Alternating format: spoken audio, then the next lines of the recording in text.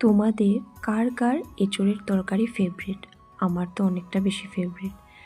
কিভাবে বানিয়েছি চলো আজকে সেটা তোমাদের সাথে শেয়ার করছি। প্রথমে তো দেখলেই সব সবজিগুলো কেটে ধুয়ে আমি রেডি করে নিয়েছিলাম। তারপর এঁচোড়গুলো আমি সিটি মারতে বসিয়ে দিয়েছিলাম। তারপর আদা, রসুন, টমেটো এগুলো আমি একটা পেস্ট বানিয়ে নিলাম। তারপর মশলার জন্য সমস্ত মশলা রেডি করলাম। এঁচোড়টা এতটাই ভালো ছিল, আমার 2টো সিটিতেই প্রায় গলে গেছে।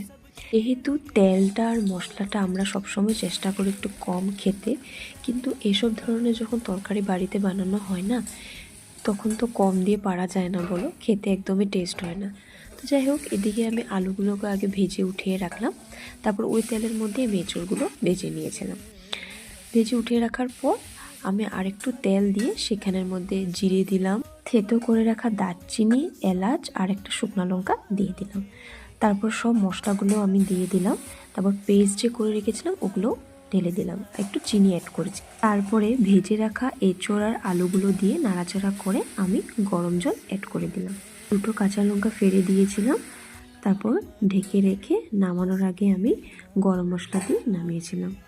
তোমাদের কেমন লেগেছে ভিডিওটি অবশ্যই জানিও। আজকের মতো আসছি, তোমরা সবাই খুব ভালো থেকো, সুস্থ থেকো।